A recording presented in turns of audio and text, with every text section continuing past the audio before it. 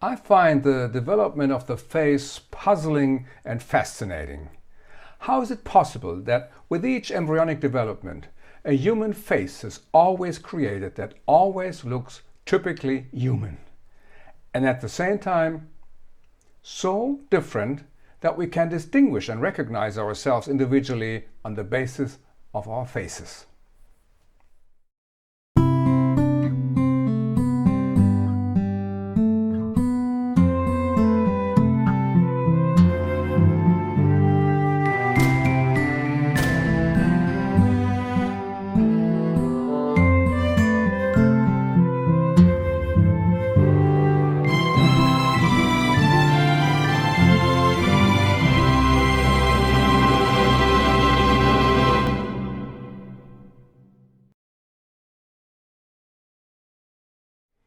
Facial development is complicated. Perhaps we will never know everything so precisely that we understand all of it. But for medicine, at least we need to know so much that we can understand maldevelopments and perhaps also have the possibility to intervene for healing. Before we look at some of the details, we should consider how do we come from the gene to the body form.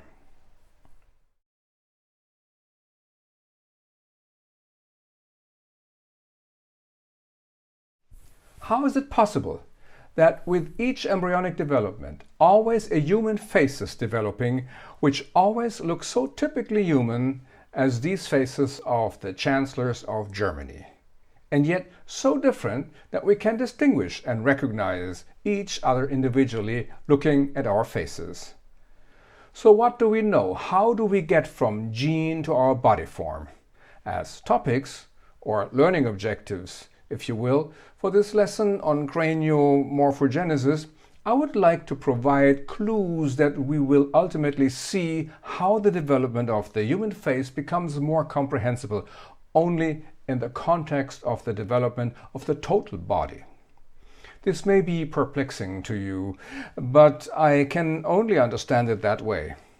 Before we discuss further in detail biological contexts, I would like to clear up first with some prejudices.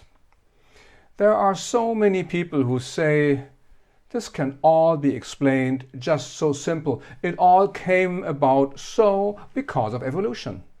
Everything has its purpose and everything is adapted to an optimum survival. And therefore it must develop again and again in such a way. For a long time I also believed that it has to be this way and everything just develops all alone and compellingly. But how does that work? How does nature do that?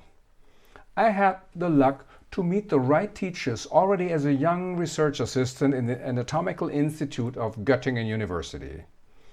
They also wanted to know this more exactly and have questioned everything.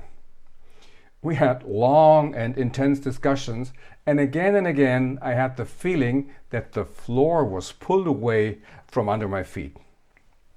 But in the end, I understood, hopefully. What can we really know and what remains precluded? And on which way can we gain knowledge at all? I would like to share this with you in this lecture.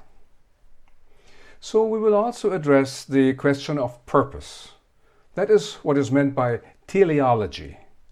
Then I would like to say something about the importance of the theory of evolution for our question about the origin of the face. And finally, we come to the point that we can find the ultimate key to our understanding only in physiology. And there we have to do research. But first, I find it helpful if we get a more general overview. Some aspects of the theory of natural science. So here's the overview. I will start with an overview of possible approaches and then we will come to the role of genetics.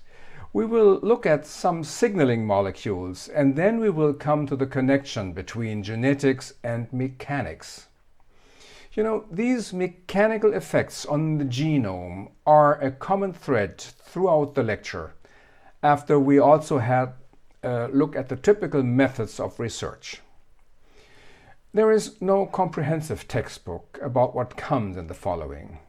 I will give some literature references directly during the presentation. In general, the literature on prenatal facial development is comparatively sparse. At least there are some very good single textbooks. So I can recommend the textbooks of Jeffrey Sperber, the Canadian embryologist.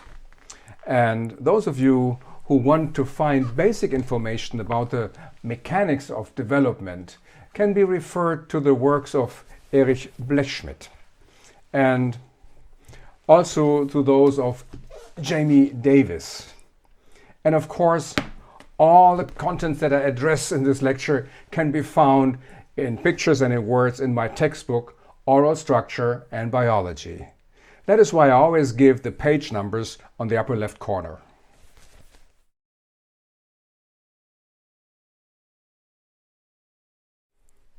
It was more than 2,000 years ago when Aristotle already thought about basic processes of embryonic development. It was him, people say, who described the punctum saliens, the jumping point, which was the beating heart of a chicken embryo that he saw in the fertilized egg, without any microscope. This is written here in the 6th book in chapter 3 of his Generation of Animals. This is one of the people I would like to meet in heaven to talk to, eventually, one day, if possible at all. He also thought a lot about questions, why do we look the way we do? And he came to the conclusion that the main reason for that is the purpose. Yes, purpose. Purpose should be the cause. Why everything does develop the way it does. And there are so many people who still believe this today. You can ask yourself, for example, why do we have eyebrows?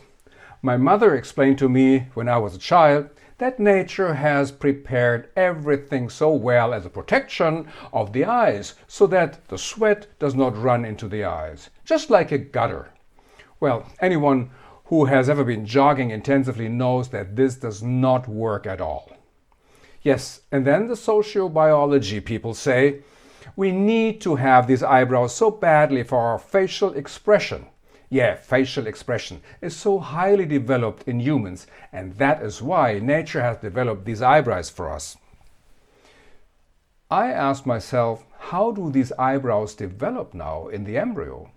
So how do the cells above the eyes know that they have to differentiate there and only here along this line have to create sturdy hair follicles in order to create these nicely curved eyebrows? Or more generally speaking, why do we have hair on the head? And why do men have a beard and women don't? And look at the other parts of the human body. Why do we have hair under the armpits and, somewhere else? And why do men become bald one day on the head only, but on the other parts of the body? And why do we grow more and even more sturdy hair out of our nostrils and out of our ears, but not on our heads? So how can we always explain that in terms of purpose? We could philosophize for hours about this question, about purpose. Some people really do believe that nature is like an engineer and that everything we see in terms of structures and forms develops because it needs to serve for a certain purpose. With some features of our body we have recognized their purpose already, they say. With other things we have to search a little more until we will have recognized that purpose in the future.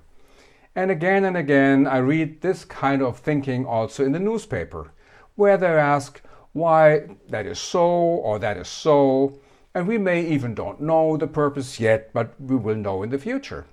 But if certain features of our body would have no purpose at all, then nature would not have developed that.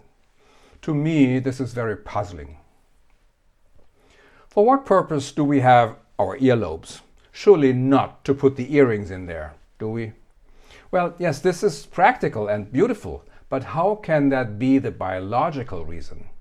And then many people think that all kinds of body features that do not have any purpose will evolve away until they vanish eventually. Think of the little wings of the penguin, with which he cannot fly anymore. And let us wait for some other 1,000 years until these wings become smaller and smaller, and then the future penguins will have no more wings at all. Well, on this level we don't want to talk further. Back to Aristotle. In terms of purpose, he was wrong, although this thought may be so practical and so beautiful. Physiologically, it is just not helpful. We will come back to that later in this lecture. More difficult to grasp is the concept of essence. So, because we are human beings, we have to look like we look, otherwise we would not be human beings. There is something within us that we must develop so and not differently, otherwise we would not be humans at all. And so we arrived also at the third point, which is substance. And everything that lives has to move, of course. It must move, otherwise it would be dead. Life itself is the source of movement. That is what he has already seen at the beating heart in the hen's egg. That was the punctum saliens. But that does not really explain in detail why we look the way we do. As I said, it would be so exciting to discuss this with him personally. And does it help, as an explanation, that nature strives for perfection and therefore tries again and again to give us a perfect body? I must say, I'm not so much interested in the fact that nature does do it, maybe. But I would rather like to get the answer to my question, how does nature do that? And then Aristotle becomes even less tangible by saying that the male is the origin of motion and the female is the origin of substance. Do you follow? Do you think that's true? Well, no. He could not see how the sperm fertilizes an egg, did he? But it was him who has already thought about how the similarity of the family descendants comes about. And well, for now, let us believe him. The seed is like the carpenter. He designs the form. But how does he do that? Well, over many centuries, people believe that it is much more simple. In each sperm, there is, completely small, huddled together, a small human inside, a homunculus. And this, if it is a little man, has then in itself again, of course, sperm, in which again, smaller, again in every sperm, a little man is sitting inside. And thus the subsequent generations are all cuddled into each other and wait only for the day that they are awakened, all one after the other, to life and to develop themselves, in the truest sense of the word, to unfold to normal body size. And then one can calculate, since the biblical brothers Cain and Abel, since then there must have been, let's say, 6,000 people would have been stacked into each other. Or let me give you another example. From Caesar until today, that are 2,000 years. And if a generation is assumed with 40 years, so if we calculate then 2,000 by 40, that are only 50 generations since Caesar and Cleopatra. That is not that much at all, is it? Be it as it be, or only few people have asked, how should this be possible then? Do we have to assume that there must be more space in the sperm from generation to generation? And how is it with women? And not all people look the same, do they? Well, there have been people who did not believe it. I was given this little book by my colleague Klaus Pieper as a farewell gift when I left the University of Göttingen to take over my professorship in Berlin. The Formative Drive by Johann Friedrich Blumenbach. It is about the power which the anatomist Blumenbach attributes to life. The power which is in the life, that lives itself always further and does not easily surrender and forms itself again and again in you. A preformation is not necessary because the embryo arises from its inside again and again. So he did not believe in the preformation theory, probably just as little as you do. But how does it work that the same development happens in the embryo again and again for generations. A key to understanding could be the theory of evolution by Charles Darwin. We all know it. From him comes the quote, "survival of the fittest, adaptation through evolution." A struggle for survival. It is always the best who survives. It may be rough and tumble in nature, but it is not quite true. It is called survival of the fittest, and that means survival of the one who is adapted. Fittest is often misunderstood. So well adapted so that the individual does survive means survival of the one who survives, survival of the survivor, because he has adapted. That sounds like a tautology, doesn't it? Charles Darwin described in detail what he meant here in his world-famous book on the origin of species. He was not the only one in that time. It was, so to speak, in the air. When scientists did compare all plants and animals in the world, also the human being, in terms of their complexity, they found it was too naive to just describe them somehow simply side by side. That's how it was done for a long time. People noticed that all the different creatures really were in a way different. That is, the simple animals, the worms that crawl with their belly on the ground, then those with the short legs that crawl a bit away from the ground, and then next to them somewhat more complicated mammals, and finally man. I've shortened this not very much, but hopefully it becomes clear anyway. People had described all the different kinds of the animals then simply only next to each other and had just determined that they are different.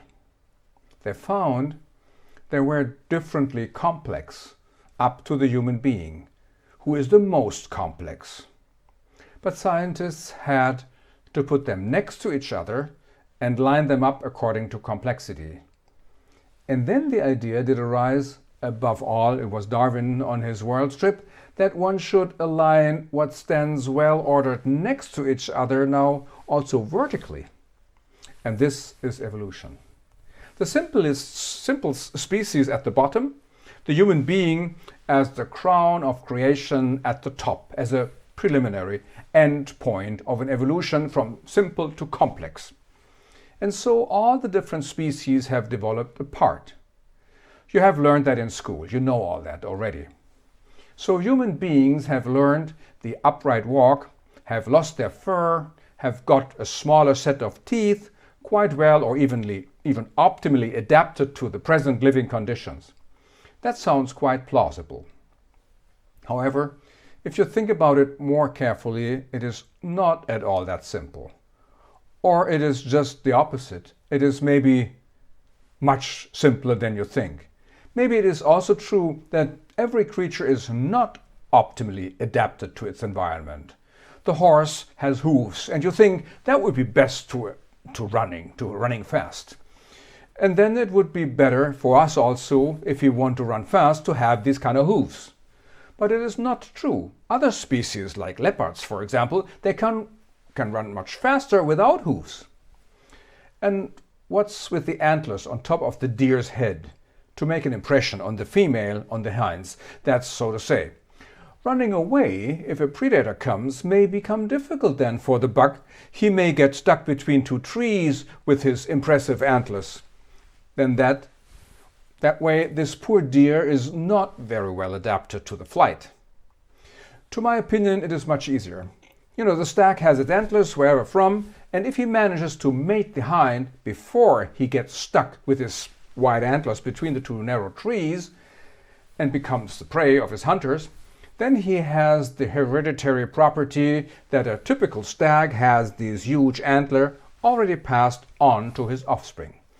After that, he may become prey of the hunters if you want. So that way, antlers remain in the course of evolution, even if this is so terribly impractical. And the same is true for humans. We have our biological deficits, don't we? But they are preserved for our species if we manage to reproduce ourselves and those traits before we die because of that deficiency. So we are not so super well adapted Everybody would have wishes for improvement, also, for example, eyes in the back. But we are just well enough adapted. And as I see it, evolution does not always follow the law of logic. An example: down in the eternal dark depth of the deep ocean, there are some fish species with atrophic eyes. Their eyes have developed away because it is so dark, and it doesn't make any sense to see anything because it is so pitch dark down there. And in the same deep dark water, there are other fish, on the contrary, which have created themselves such a lantern at their noses with fluorescent luminous substances in it because it is just so dark down there. So anything goes in terms of tricky inventions. And how does it happen then in evolution that changes occur? For me, the key to understanding lies in embryology. Their changes in development are possible. Well, they happen more frequently than we think. We leave this now here for a while, and I will come back to this later. Let us go on for now. There is still so much to say on this topic, and we are not at all done yet. This is all meant to serve as a preparation for you for a really good understanding of the prenatal development of the face. Have you ever heard of the so-called biogenetic law, or as it is also called, the theory of recapitulation? Even today it is still often taught in school. It was introduced by the zoologist and natural philosopher Ernst Haeckel.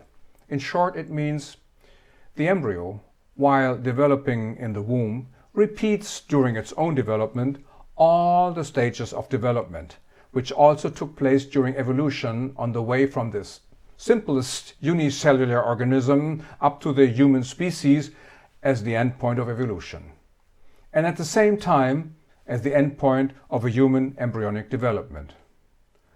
I have here his main work, his Anthropogenesis, from the year 1874.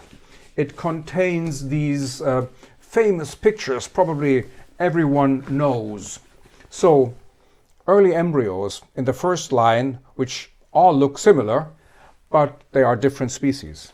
So here on the left is the anteater, in the middle as is the dolphin, and on the right is the gibbon. So he says ontogeny is the recapitulation of phylogeny. In other words, embryonic and fetal development repeat evolution. He was convinced that this is the mechanical cause of embryonic development. Well, then that would be easy. He really believed that. He even meant if we find gaps somewhere in the evolution history, then we should watch the embryo, how it develops, to fill that gap. And if we do not know something about the embryo, how it develops, then the evolution explains how and what should happen. That is very mystic and yet incredibly simple. This desire to understand nature in depth and find convincingly easy explanations also has a historical background.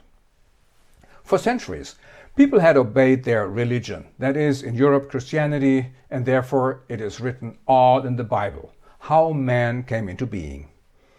This remained true for more than 1,500 years. And then, in 1789, there was the French Revolution, not only politically of importance. Time was ripe also to abolish religion as a general explanation for nature.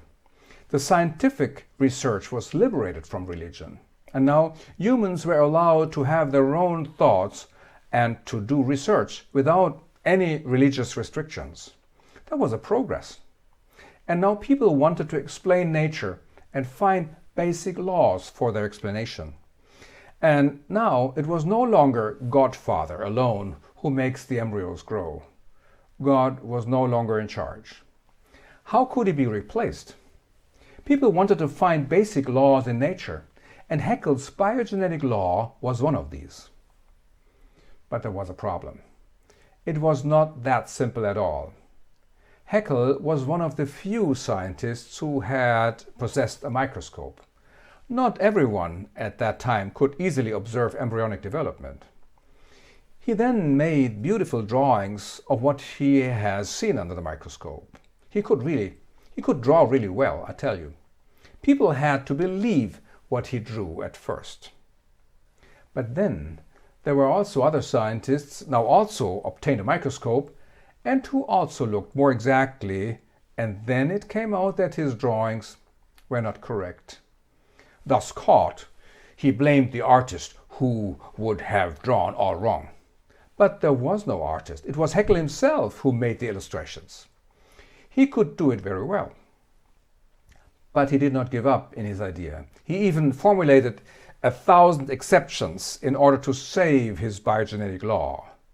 But what is a law with so many exceptions? There is the wish, which seems to be more important than reality. It is really one of the worst examples of scientific fraud. The Australian anatomist Brian Freeman, who also translated the main work of Erich Blechschmidt into English, put it clearly like this. Significant parts of Haeckel's diagrams of embryos were forged, as Haeckel himself admitted in a letter to the Berliner Volkszeitung on December 29 in 1908. His biogenetic law is one of the worst examples of scientific fraud. But Ernst Haeckel himself really believed this, who knows how long, and explained it in detail in his 2-volume work. And this still has effects on medicine today. That is why I have also gone into it here in such detail. Many doctors still today think that we have gill arches, and maybe only for a short time during prenatal development.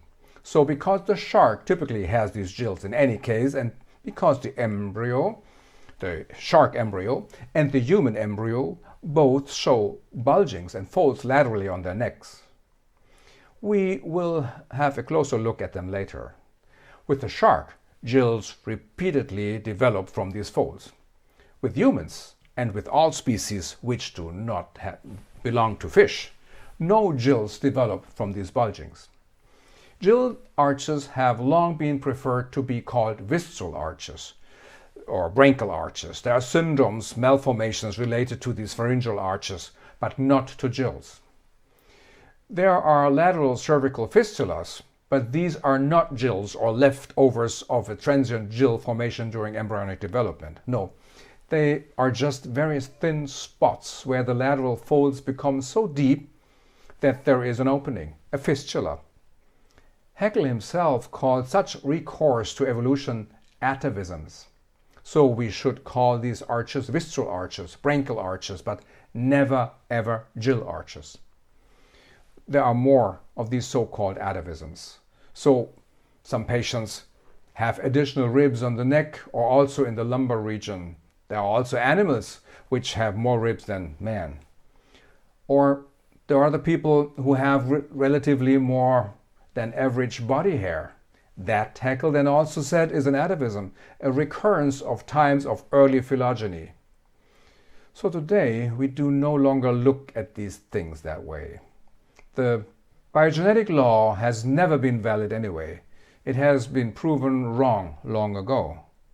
The biogenetic basic law was disproved at the latest then scientifically when the embryologist Erich Blechschmidt looked once more exactly into the bending folds of the human embryo. He could show that there are no gills at any time.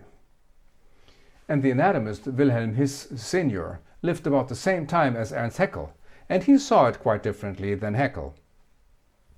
He had recognized that the drawings of Ernst Haeckel did not correspond to the natural truth. He drew completely different conclusions from his observations.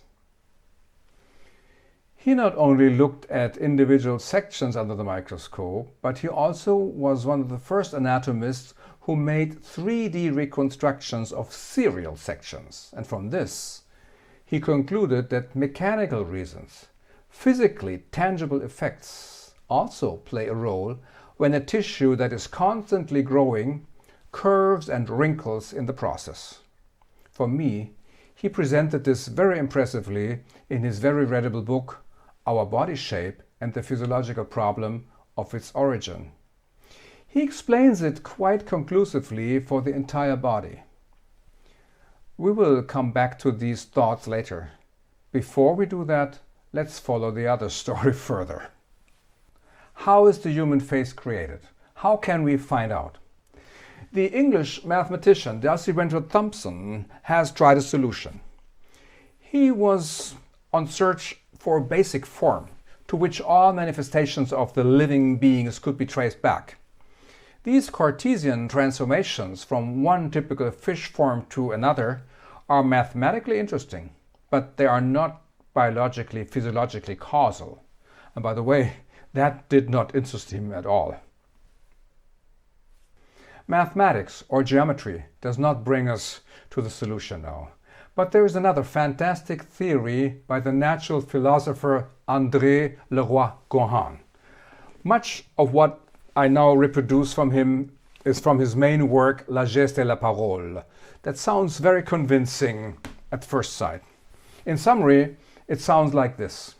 Fish swim with their fins, amphibians walk on all fours, lions can use their front paws to knock their prey senseless, and monkeys' front legs are more like arms and they can peel bananas with their hands, and finally humans no longer use their arms and hands for walking at all. In other words, man's upright gait has freed the forelimb from the task of walking. And thus the hands have come into the field of vision. But in order to be able to work with the hands really as accurately and neatly as we are able to do, the eyes, which in most animals still sit sidely on the head, had also moved more and more towards the front. They had to follow the hands, so that we could also see our hands better and above all stereoscopically. Fish, rabbits and horses have their eyes on the side, so they have an almost circular field of vision and can also see who is approaching from the back. But they can see spatially only a rather narrow section in the front. And we humans, we can see everything spatially in 3D, but we are unable to see what's behind us in the back. Instead, with the spatial view, we can better observe what our hands are doing. And this coordination between hands and eyes then creates bigger demands for the brain. And according to that theory, the brain therefore had to increase in size, and indeed, compared to fish and the amphibian, it has become bigger and bigger the more the hands were no longer used for walking only. Those who have bigger brains can also plan much better what they do, even as far as the use of the hands is concerned. And those individuals who can even think up tools with their bigger brain and then build them successfully with their hands under the control of their eyes, they do no longer need a huge chewing organ and a big dentition neither for hunting nor for chewing whatever big bites. The dentition of man is actually smaller, shorter and less powerful, and the jaws are less bulky. And those who eat with a knife and fork do not need such a large chewing organ anymore. And some people even believe that because we eat more and more soft fast food today, our chewing organ would be less and less necessary. It would be further in regression during evolution. In fact, there are people who are missing the lateral incisors in the upper jaw in one or both sides, or who have only peg-shaped lateral incisors. Bicuspids can also be missing, and many wisdom teeth have to be extracted by dentists because they think often no longer have enough space in the jaw. Sounds familiar to you, doesn't it? That is the fantastic theory by André LeRoi-Gourhan. And all these changes should have taken place now at the same time? Hard to believe. How does evolution work? Well, it surely does not work in such a way that wishful thinking causes a change in morphology. My desire to be able to see better stereoscopically is for sure not the cause for the eyes to migrate from the sides to the skull at front. And remember, our main question is prenatal facial development. And so, how is the forward migration of the eyes controlled in the embryo? And long before the embryo could be able to see anything, the fetus is only able to see something directly after birth, but the position of the eyes has developed a long time prior to birth. I do understand it only that way. Each and every embryonic development of any individual runs the same way in principle and species specific, but there are small errors of development. And some errors lead to severe malformations and maybe are not at all compatible with life. But it can also be the opposite case, something positive. But this must prevail in life and in offspring. Otherwise, it is lost for the evolution. So there are always mutations, small changes in the genetic material or in reading or decoding it. Some mistakes have no effect. Some small mistakes can have big effect, or the mistakes are so severe that no further development takes place. In any case, because of the mutations, the children differ slightly or also very drastically from their from their parents. Anyway, the story that the bigger brain, the forward spatially seeing eyes and the hands freed from walking have developed like the only because of the upright gait seems quite amazing. How should this have happened so well coordinated only because of some probable mutations? We would love to believe it, but there are also many serious scientists who have their doubts. It is also of no use because we do not know the explanation. And it does not help at all to simply shift the evolutionary process further and further away into the unknown past. And it is not easy at all to coordinate all these different changes, and it is also by no means certain whether an improvement really finds its way into the evolutionary history. It may also be possible that the smallest mutation leads to a sudden, profound change. In masticatory muscles, for example, the myosin gene MIH16 is known to be active in certain monkeys who have strong masticatory muscles. In humans, this gene is now mutated in such a way that the masseter and the temporalis muscles are much less pronounced. And this could also affect the bone structure of the skull. At this point in the lecture, I always tell the story of the naked baby monkey. I'll do that now for you also. Actually, it's taken from my little white book with the mirror in front, Mein Gesicht, which has not yet been translated into English, so I cannot read it to you. I just tell you the story. It is not about the chewing muscles, but about the hair. And that way it may be a bit more obvious. And the story probably did not happen exactly like that, but it may describe the essence of my question. First of all, we should know that there are very many mutations that are not compatible with life at all. And therefore, most of the eggs fertilized by the sperm do not develop at all beyond the very first initial stages, but they die and they are lost. And the mother did not even notice that she was pregnant for a short time. The next menstrual period comes regularly.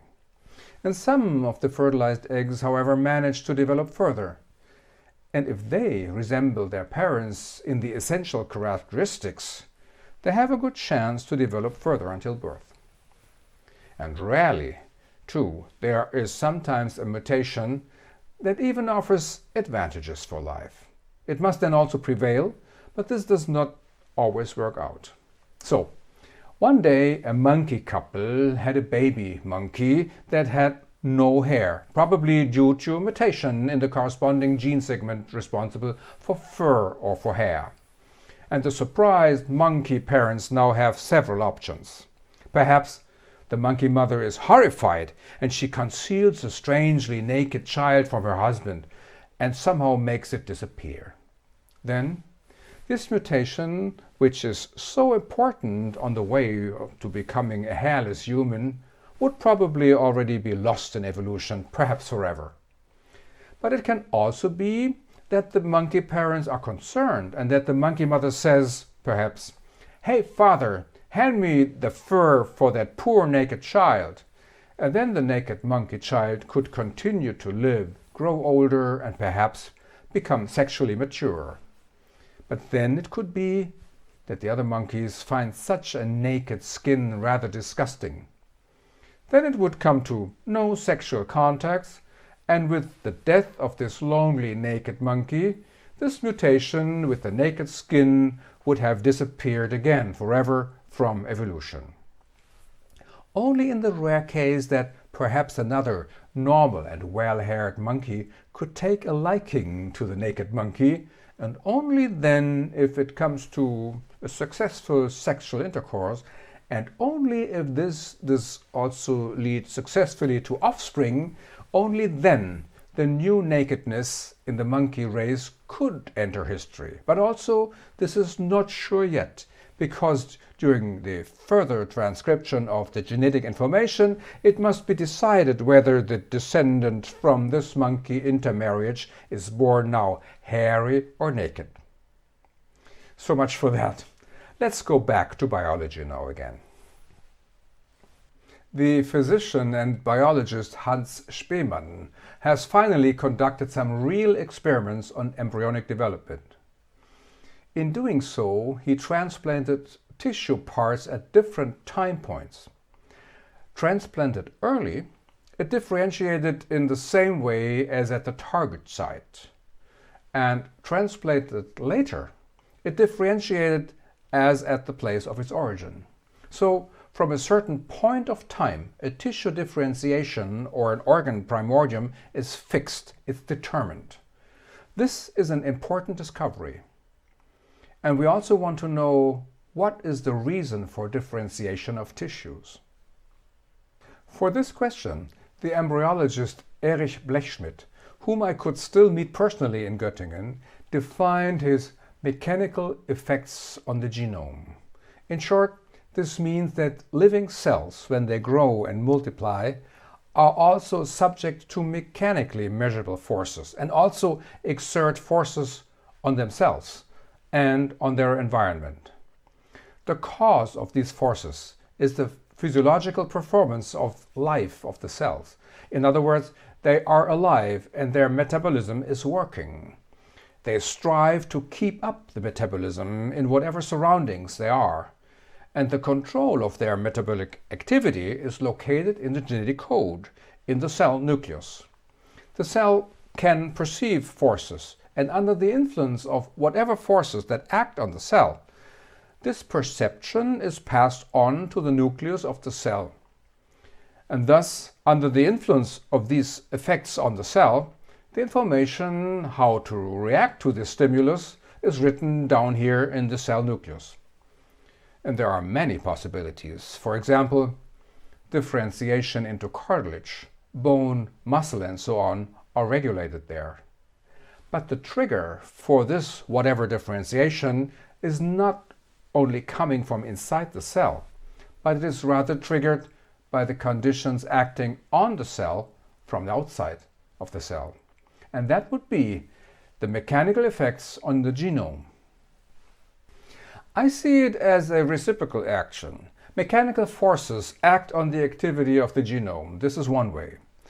But it is also the case the other way around, that the activity of the genes, which means the control of growth and differentiation of the cells, in turn does generate mechanically measurable forces.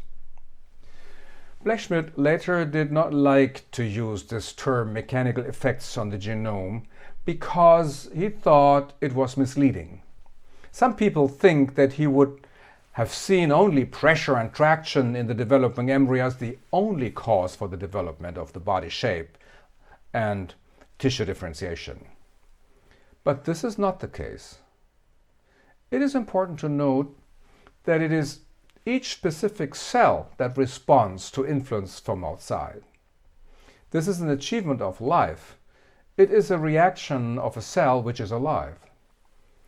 We will come back to this in detail later.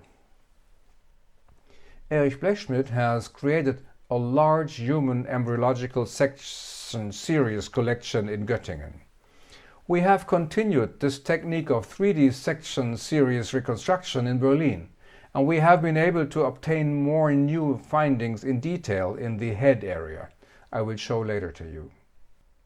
The discovery of the double helix by James Watson and Francis Crick has provided insights into the biochemistry of genetics that I'm sure you all have learned in great detail in school. The question is how much this discovery has contributed to our understanding of how body shape is created. So how do genes create body shape? That is what we want to understand. These processes are quite complex.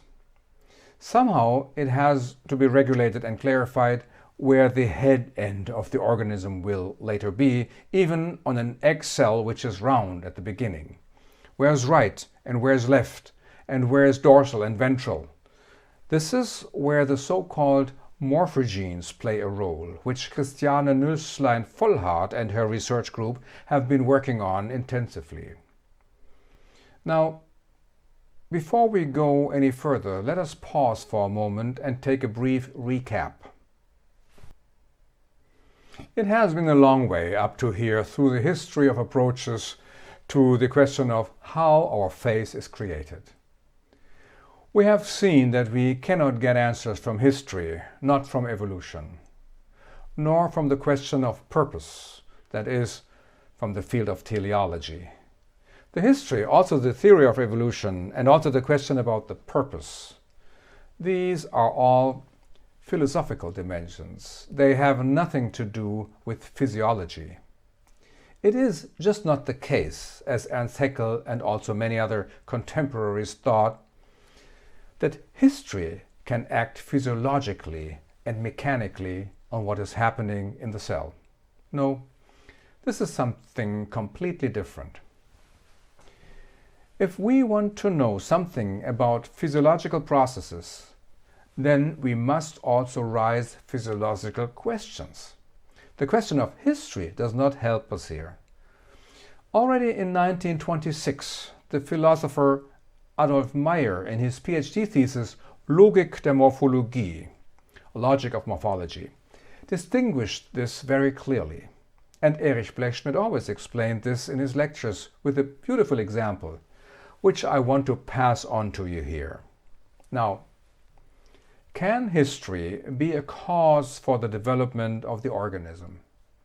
If you ask the question correctly, you will quickly realize how wrong you are asking. Why do canine teeth have these sharp pointed tips? He would ask. If you answer, because it is also so pointed in the monkey, and it is in the dog, and in evolution it was also so pointed in prehistoric primitive man, and therefore also in man today. You get the counter question, why does iron rust? And Blechschmidt then gave the answer himself. Because it has already rusted like this with the ancient Romans and also in prehistorical times. With this, he caused laughter in the lecture hall because the students then realized that the answer was now completely missing the point. One would have expected as an answer, it is a chemical oxidation process. It causes iron to rust, and this process still takes place today in exactly the same way as it did in the past and in the Stone Age and whenever. You can explain it as follows, chemically and so on. Referring to the canine tooth, why it is so pointed, we did not want to know that the monkey and the dog also have nicely pointed canine teeth, and also prehistorical man had one that was so pointed. But we want to know on which physiological developmental processes it is based that it always develops so pointed. This will be so then with today's human beings, but also with the apes and with the dogs and with the prehistoric man. It should have been then probably also like that.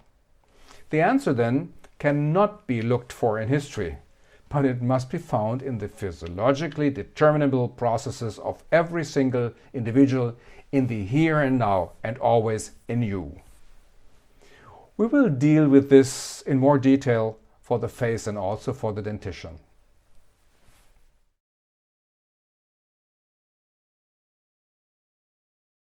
How is it with monozygotic twins? What is the same there? Yes, the genetic code is the same. That is, what information is written in the cell nucleus. It is amazing to see how body shapes can resemble each other also their faces. Yes, that can be really confusing. But on the other hand, what is different with monozygotic twins? We can tell them apart even by their faces. Actually, it is easy to understand. It is not that puzzling. If one of the two would suddenly start to eat without restraint and the other would extremely exercising sports, run marathons, then the two would really look quite different within half a year. And this can also happen in the individual cells. Although they all have the identical genetic code, one of the two cells can start to eat quite a lot and the other cell very close to it does not get enough to eat and becomes quite skinny. And this happens even through they both have the same genetic code. And this phenomenon is called epigenetics. It affects genetic processes from the outside. You can see very clearly what is happening. And the anatomist Wilhelm His here, he is again, was also able to see very well what was happening. He also asked himself, how does our body form come about? And devoted himself to the physiological problem of its formation. And from the impressive drawings in his book, everyone can actually see this. The cells, the cell aggregates, the tissue that grows. There are more and more of them that beat wrinkles, bulge up and fold, and that is actually anticipated his. These are the mechanical effects on the genome, and that will accompany us quite for a while. But it is not just this folding up alone. There must come a trigger or the like from somewhere else, talking to the cells. You can start to grow now here, go on and multiply, and you there at the back, this is not your turn yet.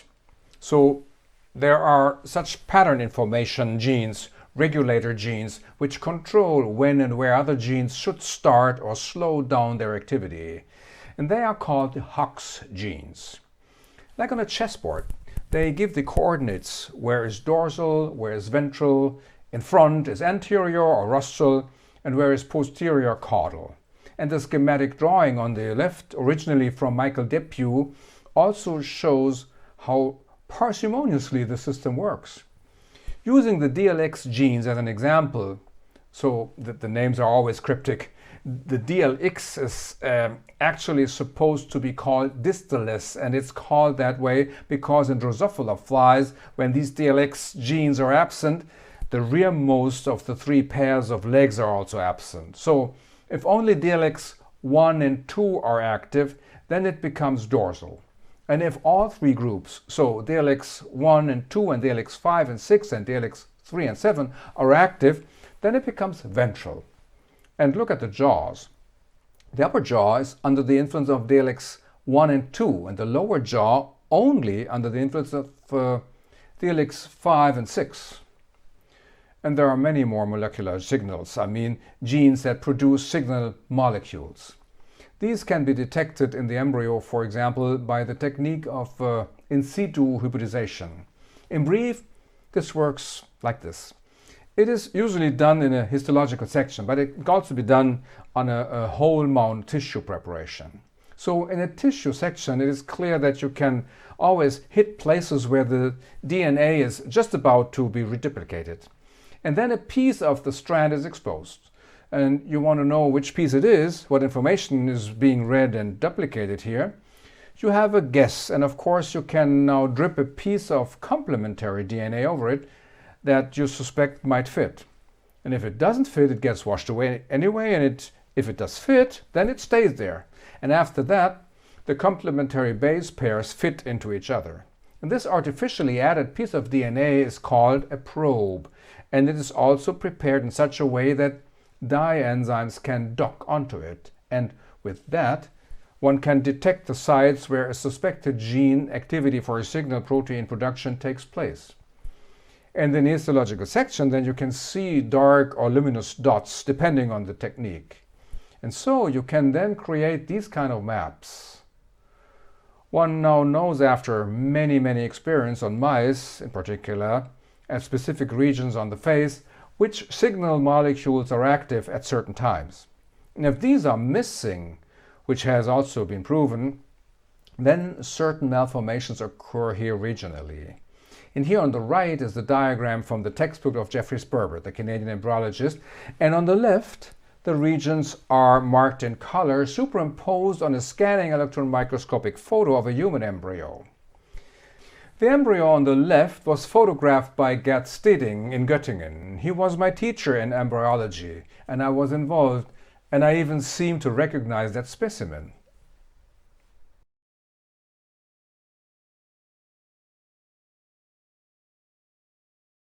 Let us stay with the signaling proteins for a while.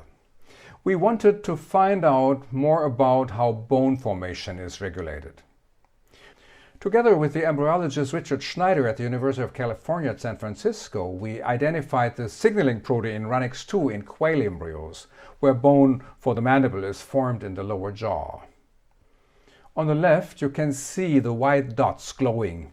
These are all locations in the section where RUNX2 is currently active by in situ hybridization. That is the master regulator for bone formation. And you see a moving running in the middle, where we fade in from front to back the individual sections that we have cut in series. And the pink stained sections are histological sections stained with hematoxylin eosine. On them we can see the outline of the bone of the mandible for sure, as we know it. And in between, in the stack, we see the in situ hybridizations of the RUNX2, which we cannot see in the simple histological section. And in bone-colored ochre, we see the state of development of the mandible, only the right half, as it was assembled in 3D from the individual sections. And now, a very interesting thing becomes clear. On the far right of the image, we see the 3D reconstruction of the mandible again. They are also now with Meckel's cartilage in blue and the inferior alveolar nerve in yellow, plus the mandible in ochre, as in the center where the movie was. And then in light green, that is the outline of the cloud of the area where we identify the RUNX2 expression. So that is the cloud of expression of RUNX2. I expected that the bone formation and the signals to bone formation, that is RUNX2 expression, would be identical if superimposed. However, this is not the case. Expression of RUNX2 is much more extended in space than where we really see bone formation. Only in the center of the cloud has been bone formed. I can think now of two explanations for that. Either RUNX2 is not really specific for bone formation. After all, there must be more signals added to following, determining where bone formation will be formed. Or the cells under the influence of RUNX2 are just preparing themselves to produce bone soon in the next stages of development, which we have not yet investigated. We might have been able to see that in later stages. I would have liked to investigate this further, but the effort and costs were so high that we were not able to pursue this any further, which is really a pity. But we did some more things, as you see. We reconstructed the mylohyoid muscle at the floor of the mouth and also recorded and reconstructed the concomitant MIF5 signals. And in the same way, we recorded the SUX9 signals for cartilage together with Meckel's cartilage in 3D reconstruction. And there it is interesting to see now that the MIF5 signals for muscle formation are identical to the extension of the muscle. Also so the expression and the expression cloud for the cartilage signal SUX9. But in bone it was different. RUNX2 is probably not as specific as the regulating proteins. Yes, and now we come to a very specific question. Do we actually know all the signals that are active during formation of our body form? Actually not. We only know those signals for which we have the appropriate markers for the in situ hybridization. And one more thing is important. Do we really know if they are all really that relevant if we find them there? You know, imagine you are an extraterrestrial visitor to Earth and you do not know anything about what is going on Earth. You come into a factory and watch how cars are assembled. You do not know anything about how it is done, but you hear the mechanics talking to each other while they are putting in a back seat in one of the cars. All you hear are scraps of words like, okay, here's the backrest with a check pattern, 14mm wrench. Listen, tonight we have a barbecue in our garden. Don't pull that hard. I have to have more play over here. So there are 2 more people coming, and my mother-in-law is watching the kids, so you can bring yours too also, and salad as we discussed. So now looks good. No heated seats in the back? No? Okay, ready. And the next car, how are you? Now we all know how a back seat is installed in the car. The signal words are backrest, check pattern, 14mm wrench, barbecue, garden, not so tight, more play, people, mother-in-law, kids, salad, seat heater, how are you? Is that the level of knowledge that we have about the importance of signaling molecules in facial development? It almost seems like that when I look around in congresses and listen to colleagues talking about molecular signaling.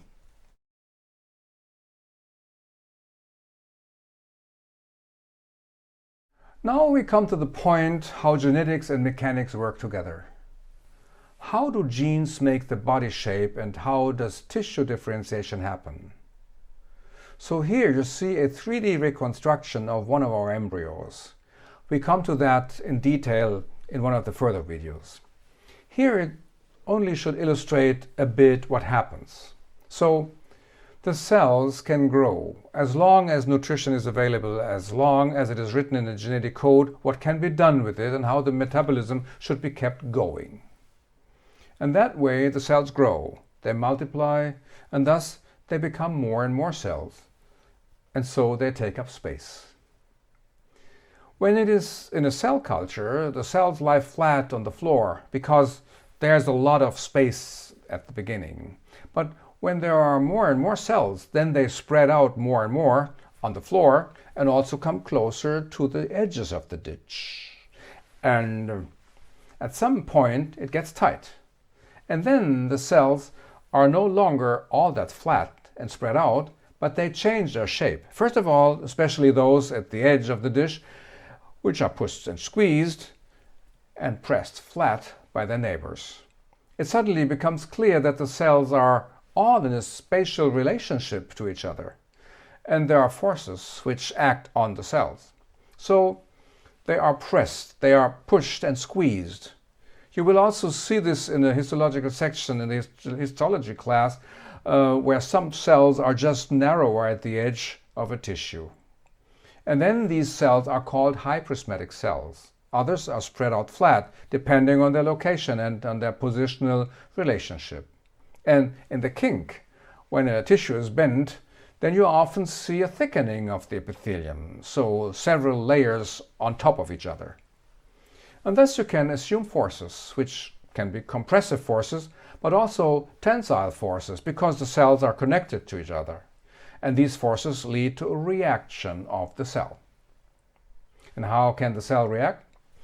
There are sensors and receptors on the membrane surface and in the cell plasm. And there is a mechanical fiber and tube system. And there are molecular signal processing is going on in the cell plasma, which will of course also reach the cell's nucleus. And it is written in the genetic code how the cells should or can react under the specific conditions into which they have fallen. So now the gene segments are activated and the cells are reacting. For example, they differentiate into cartilage cells when they are under pressure. And this is how it works. This applies to all cells in the regions of the body. One of the essential causes for thickening of the epithelium is the impediment of spatial expansion. The embryologist Gerd Steding was able to find out such correlations on the basis of clever experiments at a time when I was 10 years old. And a good 15 years later I became a research assistant at the Center for Anatomy, and he became my teacher and I was his graduate student. I received private lessons in embryology from him every day, 1-to-1. And it was an incredibly enriching time. He also sent me to the Faculty of Philosophy to study logic, theory of science, epistemology. And then a completely different view of nature, biology and embryology came about. Look at your hands. The skin is thick on the inside and thin on the outside. And why is it so? Evolutionary biology would say, well, clearly inherited from the monkey, which had to have such a thick skin in order to be able to jump from tree to tree and to hang on the branches. But this kind of purpose cannot be the reason why there is such a thick epithelium at the palm in the monkey embryo and also with us. No, the limb primordium grows forward in such a way, slightly curved, and the hand and more curved inwards. And this biokinetic developmental movement makes the epithelium thick at the inner surface of the hand. And this is then ever so practical for the monkey hanging on its trees and branches, and also eventually for us humans. Let us ask ourselves in a very basic way now, how is it with the origin of the form? There is no need for all the cells to know exactly what they have to do to create form. So I mean, the cells don't have to have a plan inside that produces the end result. Take a look at the seashell. We will use this as an example. Then we will be able to understand better the somewhat more complex processes in humans later on. This seashell is the product of cells. They sit on the edge and the shell gets bigger and bigger. And you know this how it is. You find shells on the beach and they are different in sizes, but their forms are similar if they are for the same species. And they will be always fitting together like that and can be stacked one into the other. And the cells that make this calcified shell, they don't know anything about this beautiful shape of the shell. When the shell is still small, then the cells which produce the shell are also small. So one groove corresponds approximately to one cell. Now this is a bit oversimplified, but it should serve the explanation. The cells are connected to each other and they migrate to the periphery of the shell. And the cells not only migrate, but each individual cell also grows. Their diameter increases and they all stay connected to each other. And then it is clear what's going on. During ongoing production of the shell substance, the cells all together fan out the shell further and further, but they don't know anything about this process. Each individual cell has only the information that it should produce and secrete shell matrix for a longer period of time, and that it itself may also grow and must remain connected to the neighbors. This information is sufficient to produce the shape of the shell. There's a lot of molecular biology taking place in the matrix production, but the information for the shape of the shell results from completely different physical conditions. This also applies to the snail. The larger it becomes, the more it also becomes thick, and the radius of the winding increases. What Darcy Wentworth Thompson has described so beautifully mathematically, it is perfectly pure biology. And now we want to transfer this basic knowledge to the question, how does the human face come about? I think it was necessary to take such a long way of preparation. But now we all know what we are talking about. What is the path from gene to body shape? And on the left you can see an embryo of 5 mm crown rump length, 26 days old, a scanning electron micrograph. It is considerably curved and the head rests with its forehead on the primordium of the heart. And for your orientation, I have labeled the eye, and you can see 3 major bending folds labeled as maxillary bulge and the first and the second distal arches. We will talk about all this in the following as an introduction, and in the further video we will be able to go more into details.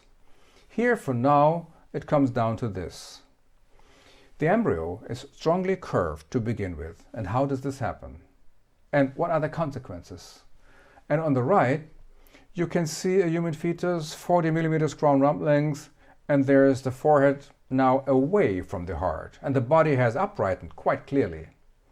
And here again the question, how does it come to that? How does it do this? And after all, we all have been like this in our early embryonic life, between 26 days and 12 weeks age, in the womb of our mothers. The only problem is nobody only can remember that. So let us follow it again. Here with these beautiful photos made by Lennart Nielsen, it is clear how the embryo curves forward. With 3 to 4 weeks, it is still quite straight, and of course you can already see where the head is. If not, it's at the top. And then at 4 weeks, there is a clear curvature, and you can very well see the bending folds. We will have to talk about these flexural folds also in detail later. They are called pharyngeal arches, not at all gill arches. And the primordia of the lower jaw and other structures are developing inside. And with 4 to 5 weeks, the forward bending has increased again, and the forehead almost reaches the heart now. And you can see the primordia of the limbs very clearly already. In the period from the 7th week to about the 12th week, the opposite of bending forward now happens. The face straightens upwards again. And this becomes clear in the 8th week, and in the 12th week we have arrived at a point that the face can almost be described as finished. This 12th week is also a chronological and developmental transition between embryonic development and the subsequent fetal development. This uprightening of the face is a very important process. First, we ask, how does it come about? Initially it curves forward so much and then it straightens up. What happens inside that it arrives at this point? Which structures are responsible for this? And which mechanics lie behind it? Which forces and which tissue differentiations are involved in this dynamic processes?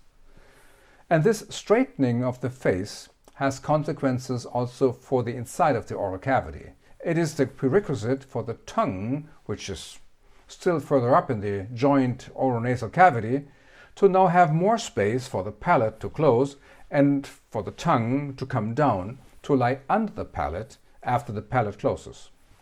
So, clear proportion changes visible from the outside with important effects inside. We will discuss how this happens also later in the next video. It would be too much in this one. Here we need to talk about some methods of gaining insight first.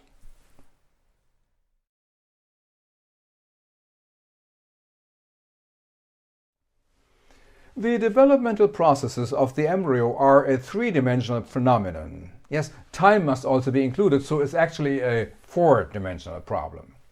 But the embryo is too small to observe it directly. Under the microscope you can see something. You can also see the jumping point in the egg, which Aristotle could see.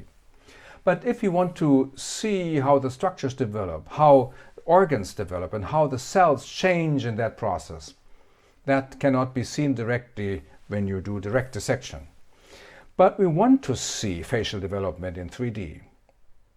We are currently working on this topic together with colleagues at the Technical University of Berlin, especially with Joachim Weinhold and his team from the 3D lab. And with a micro-cone beam CT machine, which can go down to voxel sizes of 10-15 micrometers of edge length, we can produce impressive images of human facial development. We can visualize bone directly. And soft tissue and especially blood vessels can be seen only after contrasting with phosphotungstic acid. And this work is a bit laborious, but this process produces great images. You have to understand a lot of the mathematical processes of image generation, but when everything is well calibrated, we can get fantastic insights. On the far right, a post-process image by Henry Weber, who is an engineer at Volume Graphics. So it is important that with this type of imaging you have a good understanding of the technical features of the software when acquiring the image. And then you can even take a walk in such a dataset in a virtual reality setting And I tell you, you can really almost get addicted to what these impressions really do to you. But then we don't see the cells. But we also want to see what the cells are doing, how they change their position, their shape, and how they differentiate and change the extracellular space. So there is no way around the classical histological technique. We want both histological examinations and views in 3D. And here we see an example. On the left of the image is a horizontal section through the dental primordial region in the maxilla. And on the right, you see a 3D reconstruction taken from the doctoral thesis of Matthias Konecny, showing the dental primordia as they are sitting in their bony sockets. And the enamel is shown in blue, and the dentine is in yellow, and the pulp, or what is also called the dental papilla at that time, is in pink. The production of 3D reconstructions from serial sections is quite complex. I will show you in more detail how we do this. The technique of the 3D reconstruction from histological serial sections is quite old. They were described by the anatomist Gustav Born in 1883 as a plate modeling method. I will explain how this can be done in a moment. Here in the picture you can first see the Blechschmidt collection in the Anatomical Institute of the University of Göttingen. Here you can see 3D models, real physically haptic enlarged models of 61 human embryos of different developmental stages. They are secured in glass cases like this and were made out of plastic. With the help of these models, the embryologist Erich Blechschmidt was able to study human development. And his student, Gerd Steding, was my teacher. So I learned that from scratch there. Well, how does that work now? We have continued this question in Berlin. Erich Blechschmidt had the entire embryo in mind, although not so much in detail the face. Now we are mainly interested in the development of the face. So the embryo is very small. What we can do is we can embed it in paraffin wax, and we can then make sections with a microtome 10 micrometers thin in our lab. It is important not to lose any of the single sections, which means we must cut complete series. And these are then hundreds or even thousands individual sections depending on the size of the embryo. And these are then stained and can be studied in detail under the microscope. So, because the embryo is so small, we cannot do a direct dissection, as I told you. But with this workaround, so embedding, sectioning, enlarging each section, and then reassemble all the sections again, we can gain a lot of insight into the developmental processes of our embryos if we go there stages by stages. And with many graduate students, we have then studied the different regions of human facial development. It is about recognizing the tissues in the section, capturing the contours, this is called segmentation, and then reassembling the individual sections as they belong together. So we have established a collection of human embryos over the last more than 30 years, especially head specimens. And you see here, I guess I really studied umpteen thousand single sections under the microscope myself. You can also see that my back has become somewhat crooked over the years. If you study so long and so many sections, then I can say I have a pretty good idea in my own head of how they all look and what is going on over the stages of development. But I also want to be able to show this to other people. This collection of serial sections comprises of about 50,000 individual sections. And in a large-scale project in which all valuable embryological collections around the world are now being digitized, our collection is also being digitized at the moment. And then all interested research colleagues in the world will be able to have access to our sections in a digital way. So after the sections have been made, stained and well organized and numbered on hundreds of glass slides, then each individual section is photographed under the microscope. And this is done semi-automatically here with the scanning microscope, which also has a motorized stage. And many single individual images with a higher magnification are taken, which are then stitched together electronically to form a larger image. And then you can zoom in on the image, which contains the entire overview as well as the details, down to the cell size resolution. And here we are in the nasal septum, and you can see very nicely the thick swelling cartilage cells which make this stemming growth. You've just seen Dr. Renz in action. He is no longer there, he has already retired. And now my secretary, Beate Leong, is doing the scanning work. We have calculated that she needs 3.5 years for these 50,000 sections, but it's worth it. Well, now you have to identify the structures on each individual section that you want to see enlarged in 3D later on. We need to trace their contours, and the technical term is, as I told you, segmentation. And with some specimens, this may be possible automatically with image analysis, but with most of our sections, there is no way to do it automatically. It is often the case then that the staining is not uniform because we have embryonic developing tissue and extracellular substance with uneven staining of the tissue, and there's also artifacts. So we have to learn to evaluate and to judge all this, and we need experts for segmentation. So our technical assistants and the PhD students, they have learned that.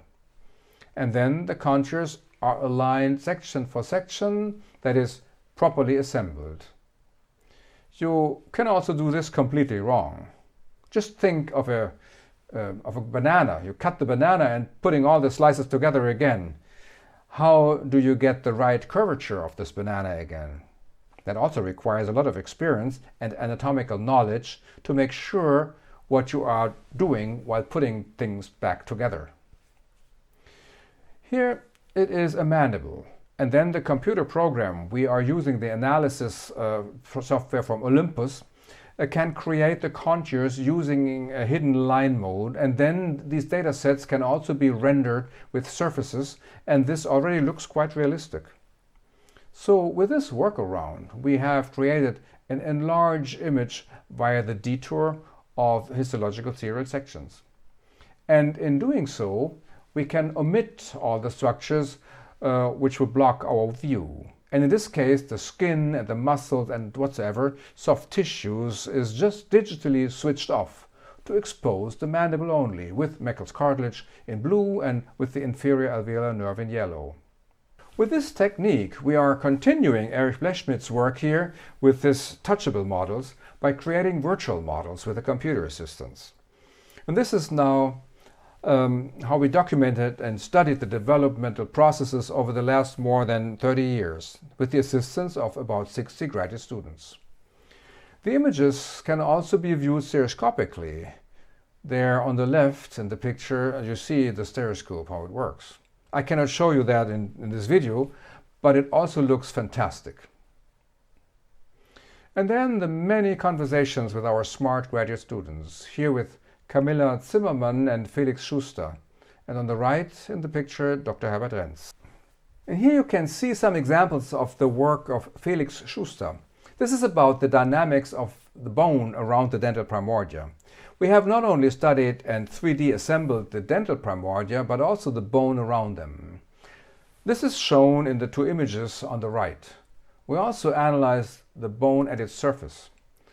There you can see regions of bone apposition and many osteoblasts on the surface, and on the contrary, degradation, which means resorption of bone on the other parts. And these areas are characterized then by a high presence and activity of osteoclasts. And we have marked this in color on the bone surface with these green and red lines. And the dynamics of the bone remodeling processes are then additionally visible in 3D.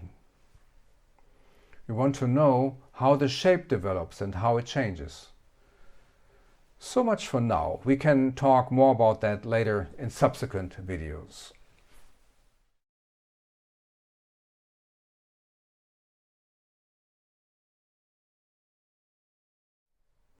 Now let us conclude our long journey through the methods of gaining insight into development with the principle of mechanical effects on the genome.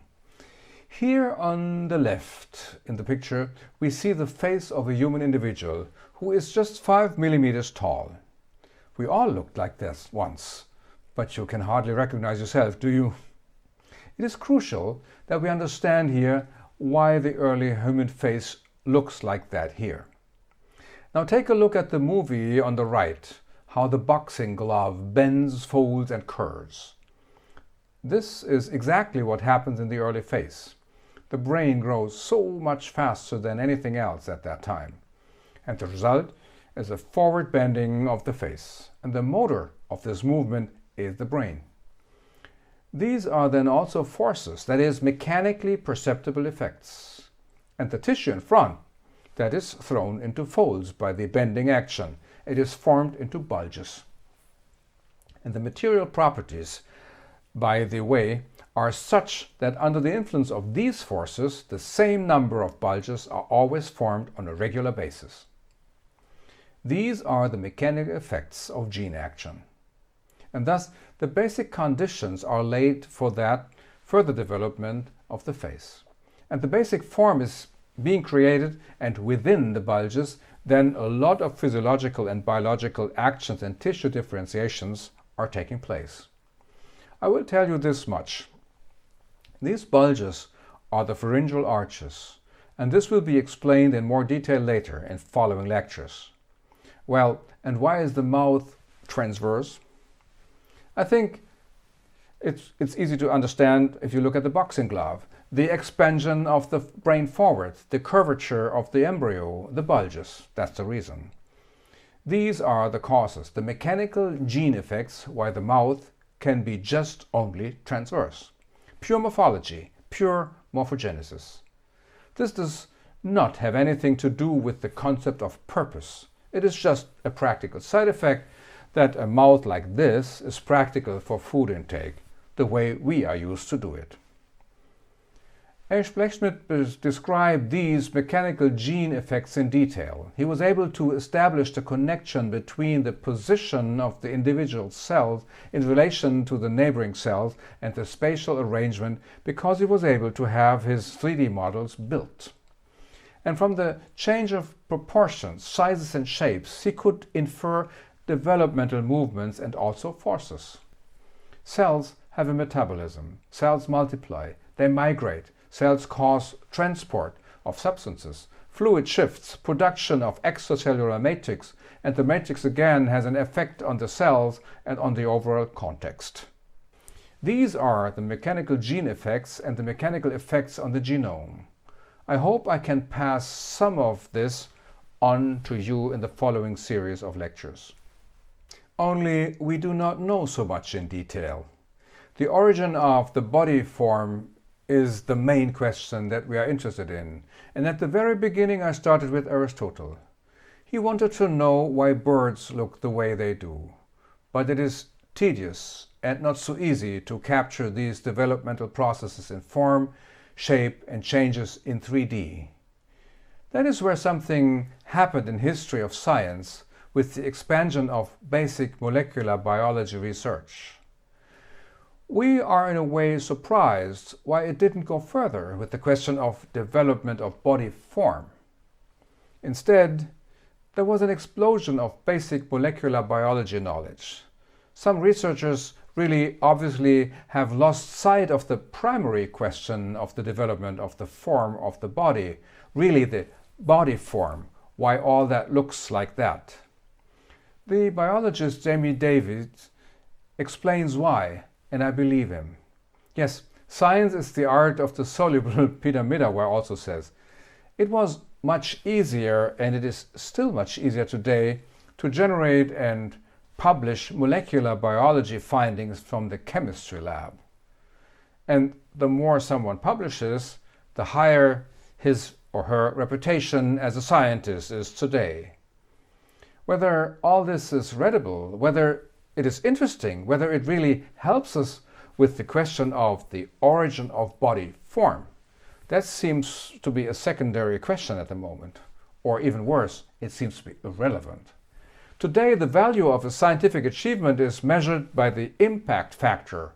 Hardly anyone really is able to read all that papers, what are written there anymore. And it is simply too complicated to get to the bottom of the cells at the level of mechanics and form formation.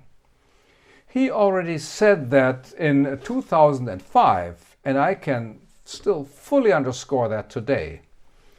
There are even lectures at congresses, even written scientific papers, which talk about morphogenesis of the mandible, but they do not mention the form, the morphe, with a single word, but line up in long sentences and abstract diagrams one molecularly described signal protein to the other without ever showing a picture of the mandible or even mentioning it.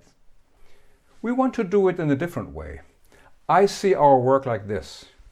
If we present the respective developmental stages in 3D, how they look morphologically, then we have described the stage on which the molecular, biologically comprehensible processes take place. And this is about forms, about distances, about compartments in which biochemistry could take place. And thus, we want to bridge the gap between molecular biological research and morphological research. And some do. Jill Helms is looking into the question of how cells translate mechanical stimuli into molecular signals during embryonic development, which is often a black box, though I have often explained Blechschmidt's views on mechanical gene effects to her also. We studied together for a while in Minneapolis, and in the meantime, she has become a professor at Stanford University for a long time now. And here in the picture on the right, that's an old picture. She is also visiting me in Berlin. And on the left in the picture, I think it's a classic. You can see very well. Cartilage forms under pressure, bones under tension. Yes, Erich Blechschmidt would really have been pleased to be able to read in 2005 what he had already written down in 1948. We have summarized also in detail how the mechanical gene effects can be identified in the area of facial development. You will see this in many following pictures and following lectures. And also in completely different research areas, not at all only in embryology, but in cell cultures, the aspect of forces in the preservation of tissue here, using the example of cartilage of the articular disc in the temporomandibular joint, plays an important role. Also in connection with molecularly identifiable factors. So now let us come back to facial development. Here you can see an embryo from the 6th week. On the right side of the picture, a perimedian sagittal section. It shows the tongue as it still lies in the common oronasal cavity. How does this spatial relationship develop? What dynamics are awaiting us in facial development and the development of the oral cavity? We will discuss this in the next major chapter, in the next lecture. But before, for this section, the take-home message. If we want to know how we look, the question about history, about evolution, seems to help us only superficially. If we ask deeper, we realize it does not help us at all. History, purpose and function are not the cause of the development. If we really want to know something about why this happens in each individual, then we must ask for the physiologically comprehensible processes. So, in the end, the question how the genes make the body form, it is a question about the mechanical gene effects.